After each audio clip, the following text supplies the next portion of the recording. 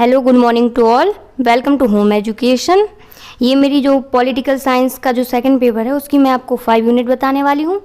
आपकी जो मोस्टिंग ऑब्जेक्ट और 4 यूनिट थी वो मैं पहले ही आपको प्रोवाइड करा चुकी हूँ। तो आपकी 5 यूनिट में आपको पढ़ना क्या है वो मैं पहले आपको बता दे रही हूँ। तो जो मैंने आपको जब मोस्टिंग बताई थी मैंने तभी आपको समझा दिया था कि जो आपने 1 से लेकर 4 यूनिट तक आपने जो पढ़ा है, जैसे सभी का संविधान है, तो 5 यूनिट में उसको एक दूसरे से तुलना करनी है कि जैसे मैंने आपको ब्रिटेन यूएसए का बताया तो उनकी तुलना कीजिए, इस तरीके के क्वेश्चन है। तो मतलब ये समझ लो आप आपका रिपीट होने वाला है। क्लियर हो गया? अब उससे पहले एक बात और मैं आपको बता दूं, कुछ बच्चों की कमेंट आ रही थी कि जो मैंने मोस्टिंग की जो वीडियो दी थी उसमें 3 यूनिट के उन्हें क्वेश्चन नहीं समझ आ रहे थे, थोड़ी वीडियो में उसमें दिख नहीं रहे थे। तो आप पहले ये देख लो, ये रही। तो दिख रहे हैं आपको? पहला क्वेश्चन है आपका स्विट्जरलैंड की विशेषताएं व कार्य आपको लिखने हैं। फिर आपको बताना है दोनों सभाओं के सदनों को समझाइए। फिर है कि स्विट्जरलैंड में प्रथम प्रजातंत्र के सफल संचालन के कारणों की विवेचना करनी है। क्लियर है? अब एक और था कि आपको 5 यूनिट की भी नहीं नजर आ रही तो आप वो भी देख लो। ये रहे आपके 5 यूनिट के क्वेश्चन। तो 5 यूनिट के जो क्वेश्चन है मैं पढ़ के बता दे रही हूँ आपको। पहला क्वेश्चन है आपका कि यूएसए तथा ब्रिटेन तथा चीन की दलीय व्यवस्था में अंतर। तो मैंने आपको वही समझाया कि एक दूसरे की तुलना करनी है। आप अंतर का मतलब ये मत समझिए कि आप लाइन छोड़कर लिखने बैठ जाए, मैंने आपको पहले भी वीडियो में बताया था। फिर है आपका यूएसए के आरपी तथा ब्रिटेन के पीएम की प्रमुख शक्तियों की विवेचना करनी है। तो मैंने आपको जो 3 यूनिट 5 यूनिट में आपके क्वेश्चन की जो प्रॉब्लम थी वो सॉल्व कर दी। अब आप चलें 5 यूनिट के ओर। ये रहे। तो 5 यूनिट में आपका जो पहला क्वेश्चन है उसमें आपको बताना है दलों की व्यवस्था के बारे में। क्लियर है? तो सबसे पहले उसमें बताना है आपको, तो जो आपका पहला क्वेश्चन है ये दलों की व्यवस्था, इसमें ये था कि यूएसए मतलब अमेरिका की दलीय व्यवस्था और ब्रिटेन की दलीय व्यवस्था के बारे में आपको तुलना करनी है, बताना है। तुलना मतलब इनको पहले आप यूएसए का लिख दें चाहे ब्रिटेन का, मतलब तुलना यानी अंतर बताना है उनके बारे में। तो चलिए बताते हैं। यूएसए वर्तमान समय में अमेरिका के जो दल है उसमें कौन कौन से, ये देखिए, रिपब्लिक यानी ट्रम्प, डेमोक्रेटिक यानी जो बाइडेन जिनकी सरकार अभी चल रही है। आपने न्यूज़ देखी होगी। तो पहले जब इनके चुनाव नहीं होते पहले कौन था वहाँ पे, किनकी सरकार थी? ट्रम्प की। अब हाल ही में किसकी है? जो बाइडेन की। तो क्लियर हो गया यहाँ से। अब आपको बताना है, देखो, जिस दल को बहुमत मिलता है उसी दल का राष्ट्रपति बनता है। 4 वर्षों के लिए यूएसए हमेशा 2 ही दल प्रभाव में रहते हैं। अन्य राजनीतिक दल भी जो बहुत छोटे तथा प्रभावहीन होते हैं। ब्रिटेन की तरह 2 दल प्रमुख है, लेकिन चीन में क्या होता था? 1 दल होता था। जब मैंने आपको पढ़ाया था इनके संविधान के बारे में तो यूएसए में 2 दल होते थे, ब्रिटेन में भी 2 दल होते थे, लेकिन चीन में क्या होता था? 1 दल होता था। क्लियर है? यही बात इसमें आपको लिखनी है। तो कोई इसमें ज़्यादा वो घबराने वाली बात नहीं है। अब जो मैंने आपको पहले ही बताया था कि जो मैं पढ़ा चुकी हूँ आपको रिपीट करना है इसमें। क्लियर है? फिर आपको बताना है दलों का संविधानांतर विकास। तो देखो, कोई वर्णन नहीं दलों का, लेकिन जनता व्यवस्था का संचालन राजनीतिक दलों के बिना संभव नहीं है, इसलिए समय समय पर राजनीतिक दलों का विकास रहा। इसका ये मतलब है कि अमेरिका के जो संविधान में इसका कोई वर्णन नहीं है, लेकिन अगर अपन को जनतंत्र चलाना है तो क्या होना चाहिए? राजनीतिक दल होना चाहिए। ये आपको लिखना है इसमें। क्लियर है? अब आपको सेकंड हेडिंग बतानी है। क्या बतानी है आपको? द्विदलीय प्रणाली। तो द्विदलीय मैं आपको प्रणाली समझा चुकी हूँ कि 2 दल होते हैं, उसमें लूट प्रथा भी मैंने आपको बताई थी, ब्रिटेन और यूएसए की कॉमन करके वहाँ पे बताया था, आप देख लेना यूनिटों में। फिर दलों की शिथिल संगठन। आपको इसमें ये लिखना है कि जो यूएसए के दल हैं ब्रिटेन के दल से शिथिल हैं, आपको इतना लिखना है। फिर आपको लिखना है कि सभी दल प्रभावहीन हैं। इसका मतलब ये है कि जिस दल की सत्ता होगी उसके पास तो शक्ति होगी, लेकिन बाकी दल क्या हो जाएंगे? प्रभावहीन हो जाएंगे। क्लियर? अब आपको बताना है चीन के बारे में। तो चीन की, तो अब आप सोच रहे होंगे कि चीन कहाँ से आया। तो मैंने आपको क्वेश्चन स्टार्ट में बताया था कि अमेरिका और ब्रिटेन का पूछा है, लेकिन कभी कभार क्या हो जाता है कि पेपरों में अमेरिका चीन का पूछ लिया जाता है या ब्रिटेन चीन का पूछ लिया जाता। अब क्लियर तो है नहीं किसका आया जा रहा। अब मान लो मैंने आपको समझा दिया अमेरिका और ब्रिटेन का, आ गया चीन और ब्रिटेन का, तो अब क्या करेंगे? इसलिए मैंने तीनों लिख दिए हैं, जो जैसा आ जाए आप समझ लीजिए और फिर लिख देना। क्लियर हो गया। तो अब हमें क्या पढ़ना है, चीन के बारे में। तो चीन की पहले आप हेडिंग डालें, फिर बता रहे हैं। देखिए इसमें लिखना है आपको, चीन की राजनीतिक प्रथा पश्चिमी देशों की 2 दलीय या बहुदलीय राजप्रथा और कुछ देशों की 1 दलीय राजप्रथा होती है, राजप्रथा से भिन्न होती है। मतलब देखो कहीं कहीं पे दो दलीय चलती है, जैसे ब्रिटेन अमेरिका में, लेकिन चीन में कैसी चलती है, 1 दलीय। इसमें यही आपको लिखना है। अब देखिए,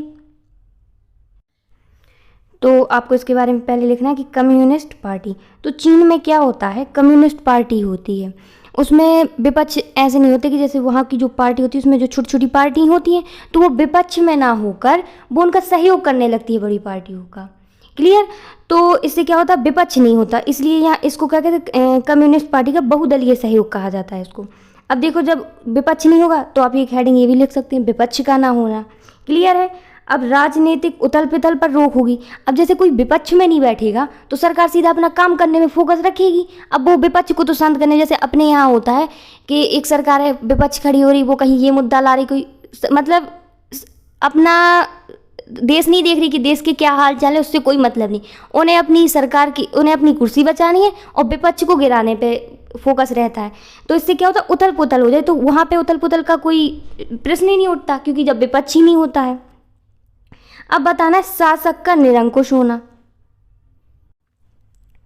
अब देखिए इसका मतलब जो राजा शासक का निरंकुश होना, इसका मतलब आप ऐसे ले लें कि देखो अब कोई विपक्ष नहीं होगा तो इसे कोई दिक्कत नहीं होगी कि जैसे अपन लोगों के यहाँ पे जो सरकार होती है उन्हें ये भी देखना पड़ता है कि विपक्षों से सवाल करने लगती है। अब इनसे जब कोई सवाल करने वाला होगा नहीं तो ये मनमाना होगा, मतलब तानाशाह हो जाएगा। अब आप देखते हो न्यूज़ में कि शी जिनपिंग जो बोलते रहते हैं उन्हें अपनी सरकार को जवाब ही नहीं देना पड़ता है, क्योंकि तानाशाह होता है। अब आपने एक नाम और सुना होगा, किंग जोंग उन, उत्तर कोरिया के होते हैं वो। ठीक है। तो ये क्या होता है, शासक का निरंकुश हो जाता है। ये इसकी एक आप ये समझ लो, जब विपक्ष वगैरह कोई चीज़ होती नहीं है वहाँ पे, तो ये कमी भी समझ लें आप। फिर है बहुदलीय हिस्सेदारी। अब बहुदलीय हिस्सेदारी का आप ऐसे समझ लें कि देखो मैंने आपको जब कम्युनिस्ट पार्टी समझाई थी तो ये तो बताया था कि जो पार्टी जीतती है उसकी छोटी छोटी जो पार्टियाँ होती हैं वो सहयोग करने लगती हैं। तो सरकार तो एक ही रहती है वहाँ की, लेकिन दल कितने हो जाएंगे छोटे, बहुत सारे। तो इसका मतलब ये है बहुदलीय हिस्सेदारी हो गई। अब बतानी है आपको एक दलीय व्यवस्था। मैंने क्या समझाया था आपको, चीन में कैसी व्यवस्था होती, एक दलीय। ब्रिटेन में कैसी होती, 2 दल। और यूएसए में भी कैसी, 2। क्लियर हो गया, ये आपकी इसकी विशेषता हो गई। अब आप बताएंगे ब्रिटेन के बारे में। चलिए, ब्रिटेन में भी 2 दलीय व्यवस्था है। कौन कौन सी, conservative party, liberal party. Clear है, मैंने आपको जब पढ़ाया था तब भी बताया था आपको। तो ब्रिटेन में संविधान के विकास के साथ साथ राजनीतिक दलों का भी विकास हुआ है। ब्रिटिश राजनीतिक दल ही आधुनिक राजनीतिक दलों का जनक माना जाता है। अब देखिए मैंने यहाँ पे राजनीतिक दलों का जनक कहा है। आपको याद हो जब मैंने आपको ब्रिटेन पढ़ाई थी तो उसमें बताई थी कि जो प्राचीन संविधान था तो सबकी जननी कहा जाता सभी देशों की। ऐसे ही जब उसका संविधान का विकास हुआ राजनीतिक दल, तो जब राजनीतिक दल हुए तो ऐसे इनका भी आधुनिक विकास हुआ। तो इसको क्या भी माना जाता है, राजनीतिक दलों का क्या माना जाता है, जनक। ये आपका यहाँ से ऑब्जेक्ट निकलता है, या ये समझ लो आप, कह दो पेपर में ही आपको मिल जाए तो आप याद रखिए, और आपको यहाँ पे लिखना तो है ही है। फिर आपको बताना है कि इंडिया, फ्रांस जैसे बहुदलीय प्रणाली वाले देश हैं, और ब्रिटेन, अमेरिका द्विदलीय हैं, तथा चीन एक दलीय वाला देश है, संघ वाला। मैंने आपको पहले ही बताया था, जैसे अपने यहाँ कितनी सारी पार्टियाँ हैं, और ब्रिटेन अमेरिका का तो मैंने आपको समझाई कि 2 दलीय पार्टी। अब चीन में स्पष्ट है कि एक ही है, तो आपको यही चीज़ इसमें लिखनी है। क्लियर है। अब देखो जैसे ब्रिटेन की मैंने अभी बताई थी कि 2 दलीय है, जैसे यहाँ पे आपको देखो दिख भी रही होंगी, कंजर्वेटिव और लिबरल, दिख रही है। तो अभी जो किनकी पार्टी के मतलब बैठे हुए हैं, किसके पीएम है, किस पार्टी के, कंजर्वेटिव पार्टी के। देखो अभी वो यूक्रेन घूमने भी गए थे, मिलने गए थे, सभी को खाना ना देने गए थे।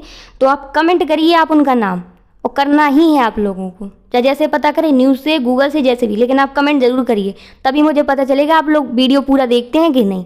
क्लियर। चलिए अब आगे देखते हैं। आपको करना ही है, और इसके साथ साथ आपको वीडियो शेयर भी करनी है, और कमेंट करना है, और सब्सक्राइब ना किया हो चैनल तो वो भी कर लेना। क्लियर। चलिए देखिए यहाँ पे लिखा है दलों का विकास, इसकी हेडिंग है ये है कि यूनाइटेड किंगडम में दलों का विकास राजनीतिक सिद्धांत पर हुआ है, बल्कि यूएसए में परिस्थितियों के आधार पर। मतलब इनके कहने का ये है कि मैंने आपको जो यूनाइटेड किंगडम का बताया था कि जिस समय समय पर राजा आए, फिर उनने अपने संविधान में कुछ लिखा, फिर ऐसी क्या हुआ है कि राजनीतिक सिद्धांत का भी समय, मतलब दलों का भी समय समय पर विकास हुआ है। क्लियर। और बल्कि यूएसए में कैसा हुआ, परिस्थितियों के आधार पर हुआ है। परिस्थिति के आधार मतलब कि जब उन्होंने अपना संविधान लिखा, उन्हें लगा कि ये चीज़ की ज़रूरत है, क्योंकि उन्हें प्रजातंत्र देश चलाना था, तो उन्हें लगा कि हाँ हमें दलों की व्यवस्था की ज़रूरत है, तो इस तरीके से दलों का विकास हुआ। आपको ये समझ आना था।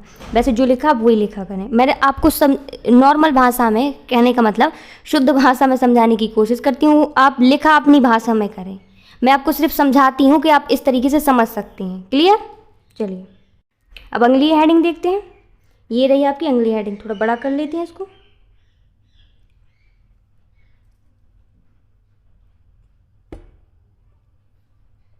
चलिए सेकंड है आपकी उत्तरदायित्व। ये जो आपकी उत्तरदायित्व की हेडिंग है, आपको याद हो जब मैंने ब्रिटेन का संविधान पढ़ाया था, उसमें आपको एक हेडिंग पढ़ाई थी, न्यायिक पुनर्विलोकन का अभाव। उसमें क्या होता था, वहाँ पे क्या होता था, अभाव होता था, जिसमें कार्यपालिका कोई भी कार्य करे तो क्या होता था, जांच पड़ताल की कोई दिक्कत नहीं होती थी, तो वो अपना करते रहते। पर इसका जस्ट उल्टा यूएसए में क्या होता है, जांच पड़ताल होती, जिससे सरकार क्या होती, अधिकार लेने से डरती है। ये आपको इसमें लिखना है। फिर आपको बताना है दलीय संगठन मजबूत। तो आपको दलीय संगठन में ये लिखना है मजबूत में कि जो ब्रिटेन की तुलना में क्या है, यूएसए का दलीय संगठन मजबूत है। अब क्यों है वो हम आपको मतलब इसका बता रहे हैं कि जो ब्रिटेन में क्या होता है, चुनाव बहुत कम होते हैं तो समय अधिक रहता है। मतलब जब चुनाव कम होंगे तो देखो समय अधिक होगा। अब जो अमेरिका में है चुनाव होते हैं तो समय कम रहता है। अब जैसे अपने भारत से ले लो कि प्रधानमंत्री का हो रहा, मुख्यमंत्री का हो रहा, फिर ये हो रहा, सांसद विधायक, तो क्या होती है वो लोग जनता के पास जाते हैं, तो जनता की सुनते हैं, तो इससे क्या होगा, मतभेद नहीं होगा। लेकिन ब्रिटेन में क्या होता है, मतलब वहाँ पे बहुत कम होते हैं तो जनता के पास कम जाते हैं, तो इससे ये है कि तो यूएसए का क्या हो गया, दलीय संगठन मजबूत होगा। क्लियर है।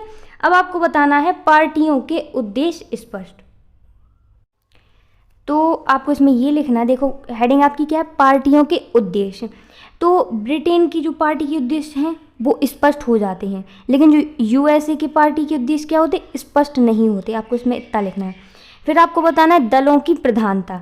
तो दलों की प्रधानता में आप क्या लिखेंगे, देखो मैंने आपको ब्रिटेन में क्या बताया था, द्विसंघीय होते हैं, ठीक है। अमेरिका में मैंने आपको क्या बताया था, उसमें भी 2 होते हैं। पर चीन में क्या होता है, एक दल होता है। मैंने आपको सभी पार्टियों के नाम भी बताए हैं।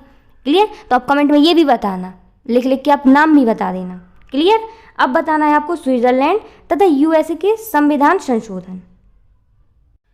तो आपको इसमें ये लिखना है, यदि किसी देश के संविधान में संशोधन पद्धति का अभाव होता है तो संविधान जड़ हो जाता है, यानी कि रुक जाता है। संविधान संशोधन प्रक्रिया से संविधान को समय के अनुसार अच्छा और ताकत देता है, क्योंकि संविधान से ही कार्यपालिका, न्यायपालिका और नगरों को कार्य करने की शक्ति मिलती है, जो समय के साथ साथ चलती है। क्लियर है। तो अब आपको बताना है कि जो यूएसए का संविधान संशोधन कैसे होता है और स्विट्जरलैंड का कैसे होता है, वो आपको पढ़ना है। तो पहले आप डालें यूएसए का। यूएसए एक संविधान अत्यंत कठोर है इसका, अतः इसमें संशोधन की प्रक्रिया अत्यंत जटिल है। अब मैंने आपको संविधान पढ़ाया था तो अच्छी तरीके से मैंने उसमें समझाया था कि कैसे, तो मैं रिपीट नहीं कर रही, आप लोग मुझे कमेंट में ज़रूर बताइए। क्लियर। फिर आपको बताना है कांग्रेस के दोनों सदनों के 2/3 सदस्यों द्वारा या 2/3 राज्यों के द्वारा विधानमंडलों की समर्थन की आवश्यकता। अब देखिए यहाँ पे 2/3 है, यहाँ भी विधानमंडलों का समर्थन, मतलब जब कोई इन्हें संविधान में संशोधन करते जब एक देश एक तरफ हो जाए तभी इनका संशोधन हो सकता है, इसलिए यही इनकी क्या हो जाती है, प्रक्रिया जटिल हो जाती है। तो देखो इसी से रिलेटेड और एक बात है कि संशोधन की जो प्रक्रिया बहुत जटिल होती है, ये मैंने आपको पहले बताया। इसमें क्या होता है, इसी कारण से अभी तक कितने केवल संशोधन हुए हैं इसमें, 27। ये आपको ऑब्जेक्ट के लिए बहुत अच्छे से याद रखना है, और आ भी सकता है कह दो आपको रखा ही मिल जाए। क्लियर।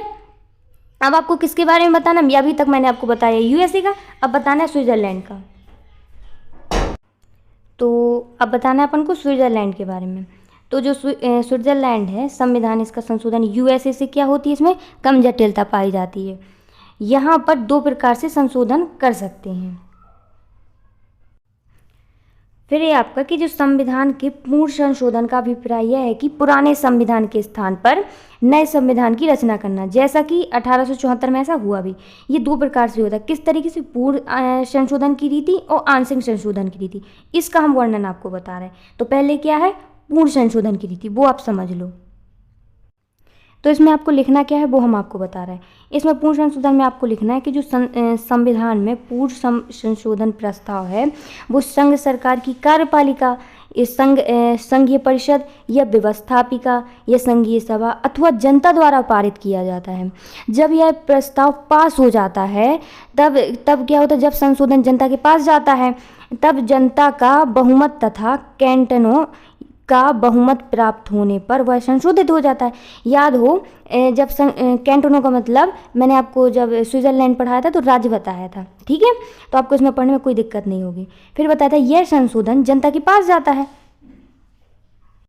अब इसमें एक चीज़ और सुन लो कि अगर पूर्ण संशोधन के समय दोनों सदनों के मध्य अगर कोई मतभेद हो जाए तो वह किसके पास चला जाता है, जनता के पास चला जाता है प्रस्ताव। लेकिन इस समय कैंटोनों के मत की आवश्यकता नहीं होती है कि ये संशोधन हो या ना हो, क्लियर है, तो जनता के पास चला जाता है। अब आपको बताना है आंशिक संशोधन। देखिए, आंशिक संशोधन का मतलब थोड़ा सा, छोटा सा, आंशिक का थोड़ा सा आप याद रखेंगे तो इससे आपको और अच्छे से समझ आएगा। यह संशोधन विधानसभा तथा नागरिक दोनों कर सकता है, मतलब विधानसभा का सदस्य भी और नागरिक जो हम लोग होते हैं ये भी कर सकते हैं। अगर नागरिक ऐसा कोई प्रस्ताव रखे तो जो विधानमंडल होता है उसे अस्वीकार कर सकता है। क्यों? क्योंकि देखो, सब लोग पढ़े लिखे तो हो नहीं सकते, हो सकता है कुछ वो गलत बोल रहा हो, और यदि उसने स्वीकार कर लिया या फिर उसमें कुछ नया जोड़ सकता है कि किसी ने बताया कि हाँ ये बात अच्छी है, लेकिन अगर उसमें थोड़ी बहुत और अच्छी बात जोड़ दी जाए तो और अच्छा हो जाएगा, तो ऐसा हो सकता है। तो जो स्विट्ज़रलैंड संविधान संशोधन की निराली बात ये है कि संशोधन का जो अधिकार है विधानमंडल के साथ साथ किसको है, जनता को भी है। ये आपको याद रखना है। क्लियर हो गया? तो बच्चों, ये आपकी जो दो क्वेश्चन थे मैंने आपके कंप्लीट करा दिए हैं।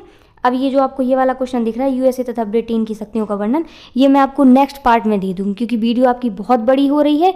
मैं थोड़ा और अच्छे से इसको एक्सप्लेन करने वाली हूँ, तो आप ये ना समझे कि मैं दे नहीं रही हूँ, अभी क्वेश्चन आपके कंप्लीट नहीं हुए, मैं सेकेंड वीडियो में आपको दे दूँगी ये। क्लियर? और आपको दो क्वेश्चनों में कोई भी दिक्कत हो तो आप कमेंट कर दीजिए, लेकिन जो मैंने आपसे क्वेश्चन पूछे थे वो मुझे कमेंट ज़रूर करिए। Thank you.